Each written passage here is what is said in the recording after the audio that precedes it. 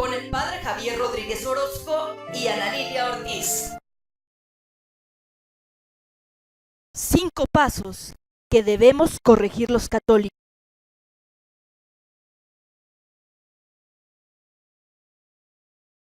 El vino nuevo necesita vasijas nuevas para conservarse. Buenas tardes, bienvenidos a nuestro 5º programa de Católicos Despiertos. Estamos muy contentos que nos dejen entrar nuevamente a sus hogares y el tema de hoy, Padre, está muy interesante. Se llaman 5 errores que debemos corregir los católicos. Creo que un error, Padre, deja de ser error cuando queremos corregirlo y hacemos algo. Por eso no sé que nos pueda dar una introducción de lo que vamos a hablar el día de hoy. Eso que dices, pues es la mejor introducción, Lilia. Un error lo deja de ser cuando lo reconocemos y empezamos a corregirlo. Este tema, Lilia, es uno de los temas que a mí me gusta compartir más porque es una invitación a que seamos mejores cristianos católicos.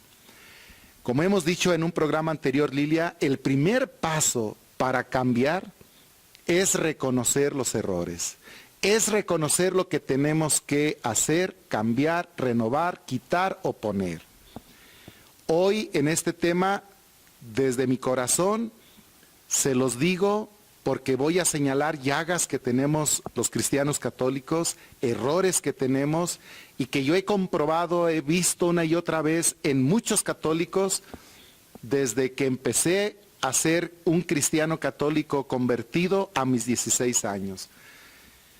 Los comparto con el sincero y profundo deseo de ayudarles, como dice el tema, a corregir, para que seamos mejores católicos, mejores cristianos católicos cada vez. El afán no es señalar fallas y criticar, el afán es reconocer errores para mejorar, para cambiar. Con ese propósito es este programa. En México, ahora en el 2016, las estadísticas dicen, Lilia, lamentablemente, que solo el 80% de mexicanos dice que son católicos.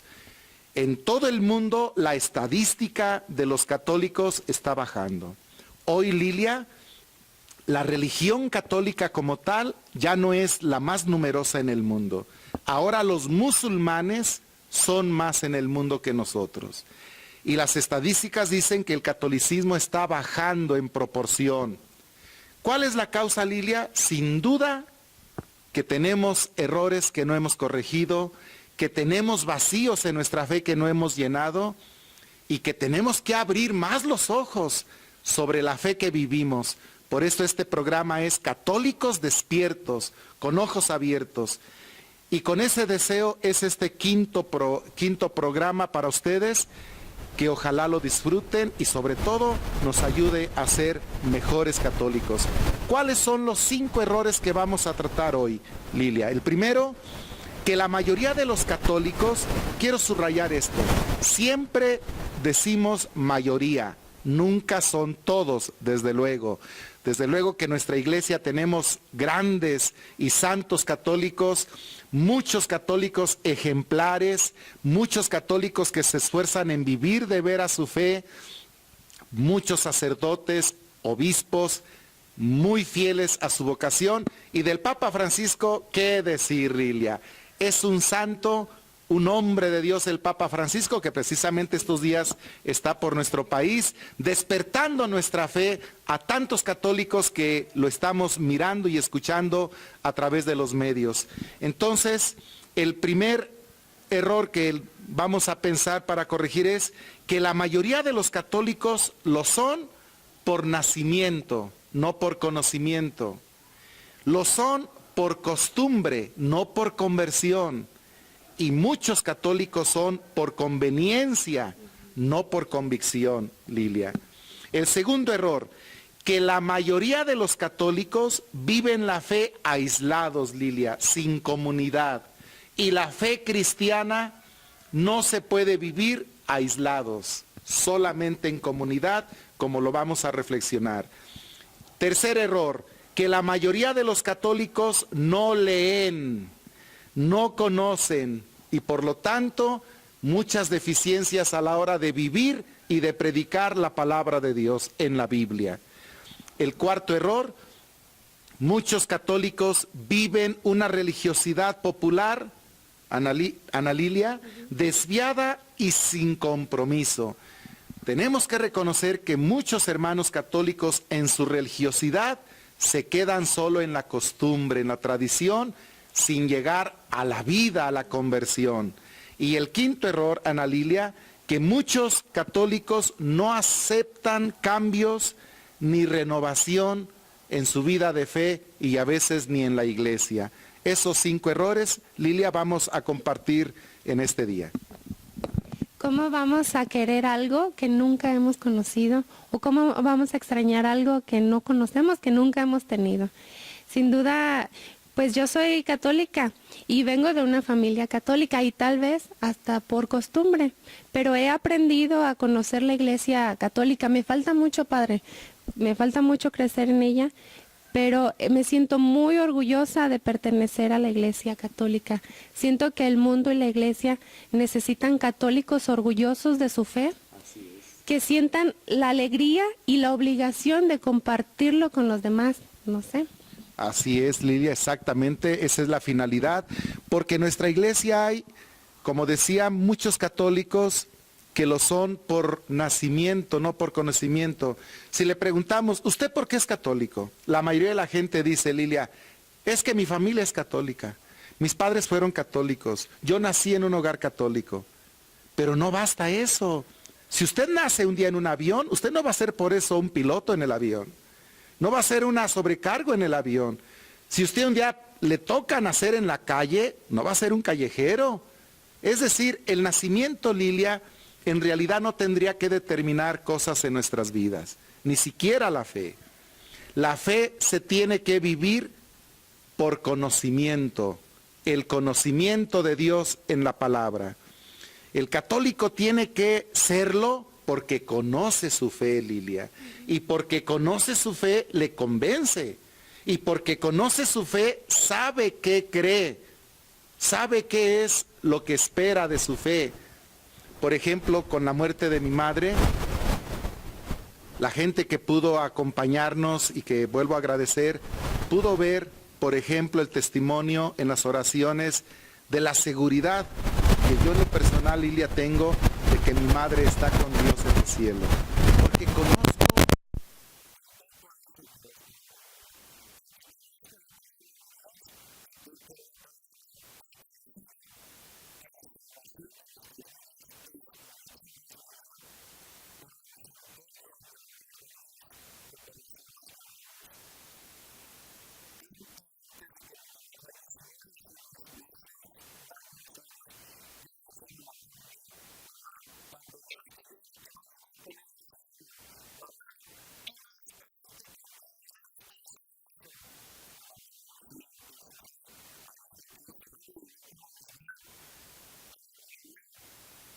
que le compartía de la Biblia, que ella podía comprenderme. Traté, Lilia, de hacerle ver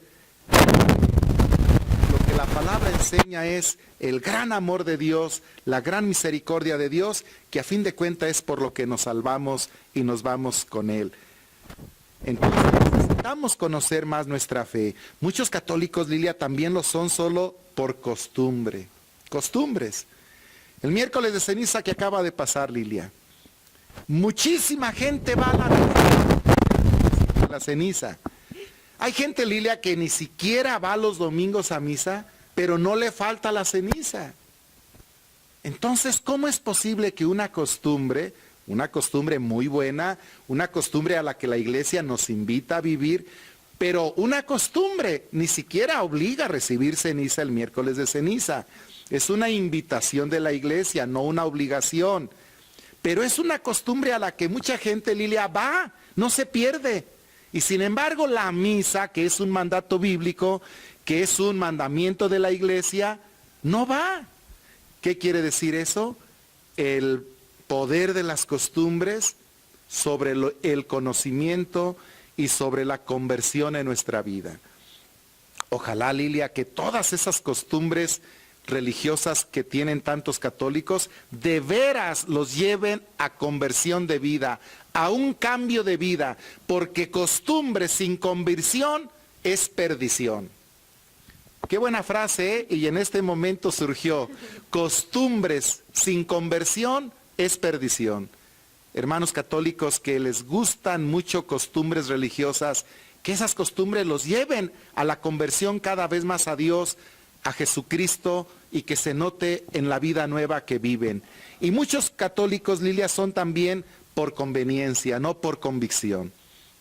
La conveniencia de ser padrino, la conveniencia de pedir a Dios, porque muchos católicos, Lilia, solo buscan a Dios cuando los zapatos aprietan, cuando los problemas son difíciles, cuando necesitamos pedir algo. Yo recuerdo, Lilia, un ejemplo en una parroquia que estuve, en las misas de la mañana que yo celebraba, vi a 3 muchachas que nunca les veía ni en misa. Y todos los días, desde lunes a viernes en misa por la mañana, ahí estaban las 3. Me llamó la atención eso. Al final de la semana les pedí que me esperaran y les pregunté, ¿por qué ustedes no se pierden la misa todos los días? Las felicito, pero como me sorprendió verlas, quisiera saber qué les motivó. Yo dije, ay, seguramente Dios tocó su corazón, Dios va a cambiar sus vidas. ¿Qué crees que me contestan, Lilia? Me dicen, ay, padre, es que mire, los novios de las 3 se fueron a Estados Unidos y como van a pasar con Coyote, estamos pidiéndole a Dios que les vaya bien y que pasen. Quiere decir que el día que pasen, dejan de ir a misa. Y que si no pasan, no sé cómo reaccionen. Pero era la conveniencia la que les motivaba a ir a misa. No debe ser la conveniencia, debe ser la convicción de que en la misa celebramos el gran misterio de nuestra salvación, el encuentro con Jesús y el alimento de nuestra vida. ¿No te parece, Lilia? Sí, así es. A veces pensamos que podemos solucionar nuestras cosas nosotros mismos, que no necesitamos la ayuda de Dios, cuando no nos acercamos. Y de repente, como usted lo menciona, se nos aprieta el zapato y vamos allí. Pero lo importante es estar convencidos de que realmente es lo que queremos, esa convicción, que estamos solucionando nuestros problemas por la fe que tenemos, gracias a Dios. Así es. Entonces, hermanos, ya saben, si tú te consideras un católico por nacimiento, lo debes ser por conocimiento, a leer la palabra de Dios, a instruirte en la palabra de Dios, a conocer más tu fe, para que seas un católico por conocimiento. Si eres un católico solo de costumbre, que esas costumbres te lleven a la conversión a Jesucristo, porque costumbre sin conversión es perdición. Y tercero, si eres un católico por conveniencia, debes de ser por convicción, que te convenza lo que crees. Así que te deseamos eso de corazón, hermano católico. Estamos con el segundo error, padre, que debemos de corregir. Se llama: la mayoría de los católicos viven la fe aislados, sin comunidad. Este error se refiere sin duda a que algunas veces muchos católicos solamente nos enfocamos en la misa, en el Padre y en casa, y a veces ya no nos queremos involucrar con diferentes grupos de la iglesia, o incluso, como usted lo mencionaba, en los cursos de Biblia, que podemos formar grupos en nuestros barrios, juntarnos y hacer oración por las personas, o hacer muchos beneficios que podemos hacer hasta a la iglesia. Así es, Lilia, dices bien, este error consiste en tomar conciencia que la fe no la podemos vivir solos, aislados de la comunidad. Como nos decía Lilia, no basta yo ir a misa, yo estar bien con Dios, yo tener mis oraciones, yo hacer lo que creo y que el mundo ruede, como mucha gente dice. ¿Nos salvamos en comunidad, en grupo, o no nos salvamos? Dice un refrán de la iglesia. Jesús en su palabra, Lilia, nos dice en Mateo capítulo 18, verso 20, donde 2 o más se reúnen en mi nombre, allí estoy yo en medio de ellos. Es la palabra de Dios la que rige nuestras enseñanzas, y Dios nos invita a reunirnos. Por lo menos, Lilia, fíjate qué significativo, dice, 2 o más.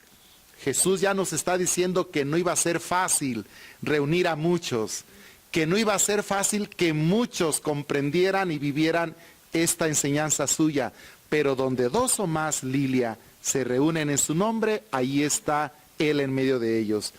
Hermanos católicos que no participan en ningún grupo en su parroquia, intégrense a un grupo, al grupo que ustedes quieran, al grupo que les ayude a conocer más a Dios en su palabra, al grupo que les ayude a vivir mejor su fe, a dar mejor testimonio de su fe, pero se trata de vivir la fe en grupo, en comunidad. No podemos vivir la fe aislados. La unión hace la fuerza, Lilia, y también en la vida cristiana la unión da mejor testimonio, la unión hace que la iglesia cumpla mejor su tarea, su misión, y la unión en los grupos de la parroquia hace posible la evangelización. Entonces es una invitación, Lilia, a que todos nuestros hermanos católicos que no están integrados en ningún grupo en sus parroquias, se integren en pastoral juvenil, en pastoral familiar, en pastoral litúrgica, en pastoral social. Las parroquias, Lilia, tienen su programa de actividades y casi siempre la mística es hacerlo en grupo, en comunidad. Incluso, Lilia, hay personas que no pueden asistir a los grupos de la parroquia. Entonces, en tu barrio, invita a tus vecinos, invítalos a reunirse un día cada semana a 1 hora y ve con tu sacerdote y pídele que los asesore, los acompañe, porque quieren vivir su fe en grupo de barrio, en grupo de manzana. Aquí en la parroquia, Lilia, yo les he dicho a los feligreses que se junten si no pueden asistir a un grupo de los que ya están formalmente, se junten con sus vecinos, inviten a sus vecinos, y si me dicen, padre, somos un grupo de tantas personas, queremos que nos asesore, nos acompañe, nos ofrezca un material de reflexión en la fe, perfecto, con gusto, ahí estamos. ¿No te parece, Lilia, que esto es muy importante en nuestra vida de fe, vivir la fe en grupo, en comunidad con los demás? Sí, claro que sí, como usted lo menciona, la unión hace la fuerza. Y sin duda alguna es, como dice la palabra de Dios, donde 2 o más se reúnen en mi nombre, ahí estoy yo en medio de ellos. Y tan fácil y sencillo que en tu familia, en tu casa, somos más de 2 personas. Sí. Podemos comenzar en nuestros hogares, en mi caso, con mis hijos, con mi esposo. Y déjelo mencionar que hasta ahora no tenía un propósito de cuaresma. Y de hoy en adelante, ese va a ser mi propósito. Me voy a reunir en mi familia a orar de ahora en adelante, ya que nos dice usted la importancia de la oración en grupo y Dios quiere que nos salvemos en grupo. Así es. Entonces vamos a poner en práctica este segundo propósito para corregir este error que tienen muchos hermanos católicos. La fe se tiene que vivir en grupo, en comunidad. Quiero agregar por último, Lilia, que a veces en la iglesia, en las parroquias, un hermano católico o algunos van a un grupo, en el grupo ven de repente mal testimonio, malos ejemplos, somos humanos y donde quiera los hay, y eso hace que dejen el grupo y a veces se alejen ya de la iglesia, de la celebración comunitaria. Eso es un error. Si el grupo donde tú estás conociendo tu fe, estás creciendo tu fe, ya no te ayuda, ya no te motiva, entonces intégrate a otro grupo. Por eso en la iglesia hay una riqueza de grupos, de comunidades. Y si tú en el que estás ya no te ayuda, ya no te motiva a crecer en tu fe, a dar mejor testimonio, pues bendito sea Dios, Lilia, que tenemos varios grupos, varias comunidades, varios estilos de vivir la fe en la iglesia, en las parroquias, y integrarnos en otro grupo. Es totalmente válido y es lo mejor. Entramos al tercer error, padre, que debemos corregir los católicos. La mayoría de los católicos no leen, no conocen, ni viven, ni predican la Biblia. Nosotros estamos participando, gracias al padre Javier, en un taller bíblico que está muy interesante. Lo seguimos invitando los jueves a las 8 de la noche en la parroquia de Nuestra Señora de San Juan. Y el lema del grupo es: si permanecen fieles a mi palabra, serán verdaderamente mis discípulos, conocerán la verdad y la verdad los hará libres. De San Juan, Evangelio de San Juan, capítulo 8, versos 31-32. Y está muy interesante los temas. Estamos aprendiendo mucho, cada día es algo nuevo que aprender. Así es, Lilia. La mayoría de los católicos, lo volvemos a decir porque ya lo hemos dicho en ocasiones pasadas, pero acuérdense que la insistencia puede lograr objetivos. La mayoría de los católicos, lamentablemente, Lilia, no leen, no conocen y por lo mismo no viven ni predican la palabra de Dios en la Biblia.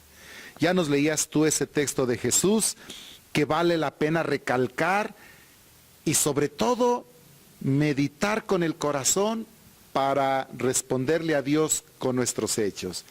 Jesús dice, si permanecen fieles a mi palabra, es como una condición, Lilia, si permanecen fieles a mi palabra, se refiere a la palabra suya en la Biblia, en la revelación de Dios. Si permanecen fieles a mi palabra, entonces, quiere decir, Lilia, que si no permanecemos fieles a su palabra, no hay esto. Entonces, serán verdaderamente mis discípulos. ¿Quiénes son, pues, los verdaderos discípulos de Jesús? Jesús, Lilia, no entra en religiones. No habla de religiones, no habla de cargos, no habla de puestos, no habla de medallas, no habla más que de aquellos que permanecen fieles a su palabra, de aquellos que se esfuerzan en vivir la palabra de Dios en la Escritura. Esos y solo esos, dice Jesús, serán verdaderamente sus discípulos. Y pueden estar en cualquier religión, en cualquier iglesia, pero si son fieles a la palabra, sobre todo en el testimonio de vida, en los hechos, no vamos a entrar a las cuestiones doctrinales, porque ya hemos dicho que el lenguaje de Dios son los hechos, pero sobre todo, si nos esforzamos en vivir la palabra de Dios, entonces seremos de los discípulos de Jesús. Y dice Lilia, que esos que permanezcan fieles a la palabra, conocerán la verdad y la verdad los hará libres. Fíjate, Lilia, que conforme uno conoce la palabra de Dios, de veras se va liberando de muchas cosas, de muchas ideas, de muchas prácticas que antes uno consideraba como indispensables, como necesarias para poder ser un buen cristiano católico. Yo te voy a contar y les voy a contar un testimonio breve de mis inicios en la vida cristiana. Recién convertido a Jesús, a mis 16 años, yo empecé a llenar mi cuarto, el cuarto de mi casa, con muchas imágenes de santos. Fue la religiosidad que yo aprendí de mis papás en casa, las imágenes de santos. Y la Biblia no reprocha las imágenes de santos, pero tampoco dice que tengas que llenar tu cuarto de imágenes de santos. Sencillamente los santos son aquellos hombres y mujeres de Dios que supieron esforzarse, convertirse a Cristo y renovar su vida para agradarle. Pero yo entendía, como lo aprendí en mi casa y en mi pueblo, que la religiosidad era tener muchas imágenes de santos y que el que tenía eso o les rezaba ya era un buen católico, cosa que no es verdad. Ahora he comprendido, gracias a la palabra de Dios, que los santos son para conocer sus vidas, seguir sus ejemplos. La Biblia nos habla de tantos santos, Abraham, Moisés, Pablo, Pedro, tantos santos que encontramos en la Biblia, pero son para que sigamos el ejemplo que nos dan, para que veamos cómo ellos, Lilia, se esforzaron en cambiar sus vidas y en hacer la voluntad de Dios, en vivir desde esa conversión agradando a Dios. Y en realidad para eso son los santos. Ahora, Lilia, quiero decirte que cuando conmigo vienen personas a bendecir imágenes de santos, medallas y todo tipo de imagen, siempre les digo, no olvide que la mejor imagen que tenemos es la de nuestro prójimo, porque el prójimo es la imagen de Dios viva. Y acuérdese lo que dice Jesús, que todo lo que hagamos al prójimo es como a Él se lo hiciéramos. Entonces, les digo, voy a bendecirle las imágenes de santos, pero dos cosas. No olvide que la mejor imagen que tenemos de Dios es el prójimo, y que tenemos que tratar al prójimo como si a Dios mismo tratáramos. Mateo capítulo 25. Y la segunda cosa que les digo es, no olvide que estos santos representados en su imagen son un ejemplo para seguir y que tenemos que aprender de ellos cómo agradar a Dios con nuestras vidas. ¿Te parece, Lilia?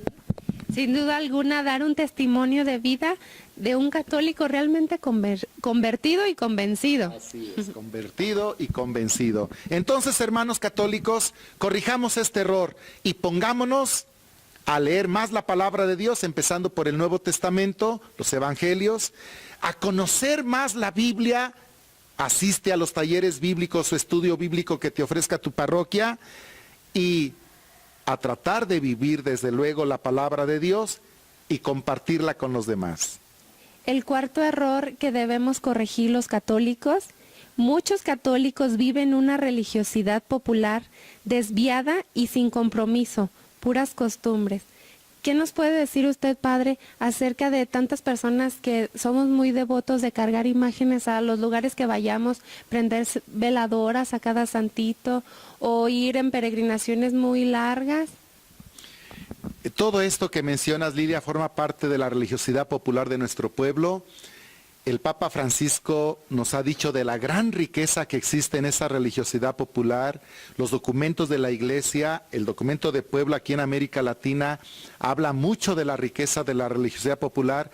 Pero Lilia, la riqueza de esa religiosidad popular de nuestro pueblo consiste en el fruto que nos tiene que dejar. Y el fruto tiene que ser un fruto de cambio en la vida, de más conversión a Dios y de más conversión hacia nuestro prójimo, amándole más como imagen de Dios que es.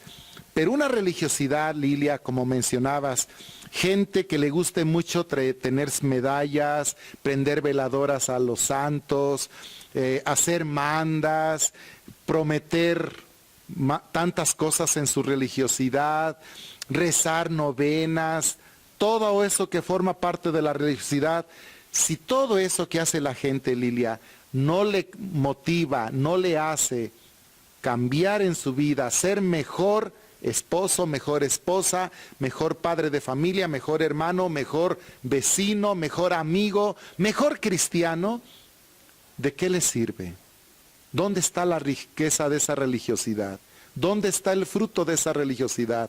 Si no le sirve para integrarse más a su parroquia, para participar más en su comunidad parroquial, para unirse a toda iniciativa y proyecto de mejora, de cambio en la vida. En la palabra de Dios, Lilia, Jesús nos enseña esto que estamos diciendo.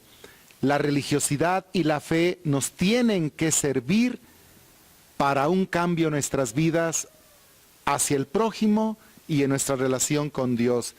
Léenos, Lilia, lo que Jesús nos enseña en Mateo capítulo 15, verso 8 y 9. Este pueblo me honra con los labios, pero su corazón está lejos de mí. En vano me dan culto porque enseñan doctrinas que son preceptos humanos.